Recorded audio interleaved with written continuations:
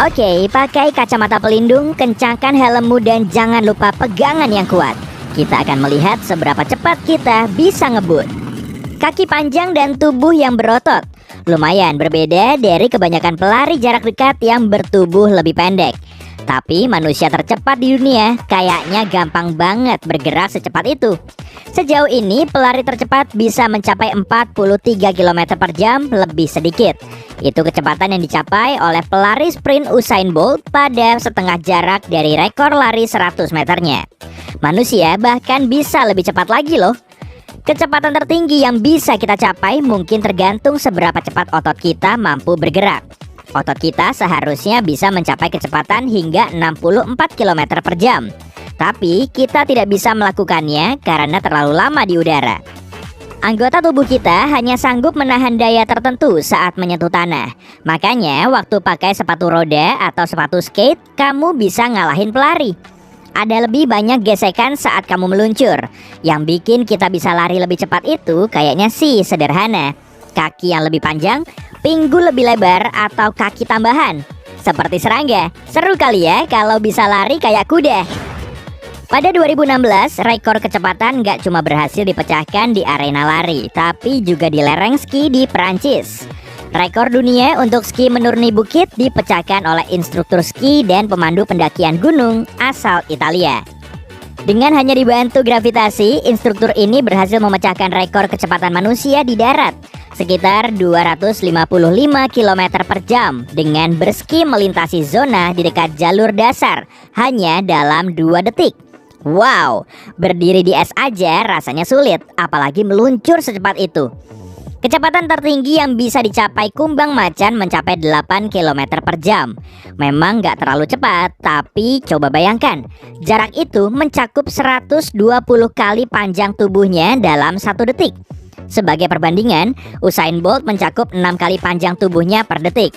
Untuk menandingi kumbang ini, Bolt harus lari dengan kecepatan 772 km per jam. Itu 2 kali kecepatan burung alap-alap kawah. Kumbang macan punya mata yang tajam, tapi saat berlari, semuanya akan terlihat buram. Artinya, si kumbang harus berhenti sesekali untuk melihat tujuannya. Oke, hewan ini memang cepat, tapi ada satu tungau spesial yang kecepatannya setara dengan manusia yang lari secepat 2000 km per jam. Pada kecepatan tertingginya, tungau seukuran biji wijen ini bisa menempuh jarak 322 kali panjang tubuhnya per detik. Wow, kebanyakan kucing cuma bisa lari 0 kali panjang tubuhnya sepanjang hari. Meskipun kita tidak akan bergerak secepat itu dalam waktu dekat, kita punya trik buat ngakalin itu berkat otak kita yang cemerlang. Pakai teknologi pastinya. Kecepatan tertinggi yang pernah dicapai di darat adalah 1227 km per jam. Ini terjadi pada tahun 1997 di Nevada dalam Trust SSC. Ini kemajuan besar dari pemegang rekor pertama. Tahun 1898, seorang pria asal Prancis berhasil mencapai kecepatan yang lumayan menakjubkan, yakni 62 km per jam dengan mobil listriknya. Di udara, kita pernah mencapai Mach 3,3, itu sekitar 3.400 km per jam. Semua ini berkat pesawat jet tercepat di dunia, Lockheed SR-71 Blackbird. Hebatnya, pesawat ini tidak punya kecepatan tertinggi. Yang membatasi kecepatannya hanyalah suhunya. Kalau bisa terbang secepat yang dia mau, pesawat ini bakalan meleleh di langit sana. Di air, rekor kecepatan cuma sedikit di atas 275 knot atau 510 km per jam lebih sedikit. Pesawat air bertenaga jet bernama Spirit of Australia berhasil menorehkan rekornya pada 1978. Oke juga nih kalau mau ke lokasi mancing favorit lebih cepat. Tahun 1896, hukum berkendara memang belum sebanyak sekarang. Tapi Walter Arnold memutuskan untuk tetap melanggarnya. Dia menjadi manusia pertama yang kena tilang karena ngebut. Batas kecepatan saat itu cuma 3 km per jam. Itu mah bisa dikalahin cuma dengan jalan kaki. Tapi itu masih terlalu lambat buat Arnold. Dia memutuskan untuk ngebut dengan kecepatan 13 km per jam. Akhirnya dia ditangkap dan harus bayar denda 1 shilling. Lumayan mahal di zaman itu. Seorang pria bernama Felix dibawa ke ketinggian 39 km di perbatasan luar angkasa naik balon, yang kalau mengembang penuh ukurannya setinggi patung Liberty. Tak punya pilihan lain selain melompat, dia akhirnya meraih rekor jatuh bebas tercepat yang pernah ada, yakni 1357 km per jam dalam pakaian khusus tentunya. Mendarat di permukaan tanah hanya dalam 9 menit. Dia pun menjadi orang pertama yang menembus kecepatan suara dengan jatuh bebas.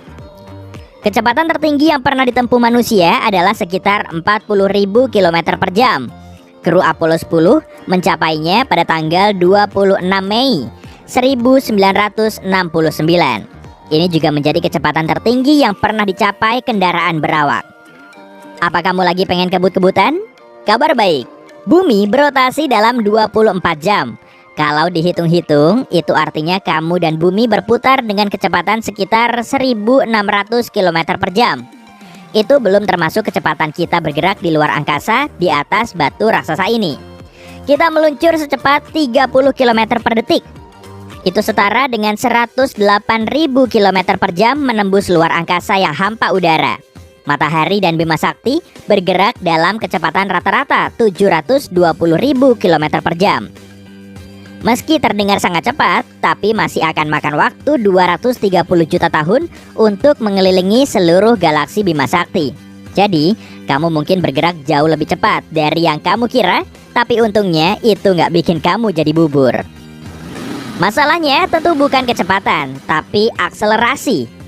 Perubahan kecepatan ditunjukkan dalam gaya gravitasi, yang berarti akselerasi objek relatif terhadap gravitasi bumi.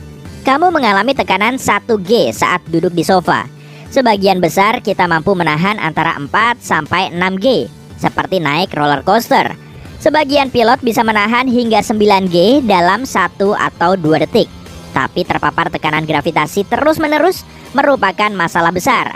Sebagian pilot mengenakan baju khusus gravitasi tinggi dan dilatih untuk melenturkan otot perut mereka agar darah tidak mengalir seluruhnya dari kepala ke kaki. Mereka masih bisa mengoperasikan pesawat dengan baik pada tekanan 9G. Saat ini, rekor gaya gravitasi sementara mencapai 82,6G. Pada 1958, Ellie Bleeding Jr. yang tengah naik kereta salju bertenaga roket terbalik, menginjak rem dan baru berhenti total setelah 10 detik. Ini adalah rangkaian pengujian perjalanan luar angkasa. Meski pingsan, dia cuma mengalami memar di punggungnya.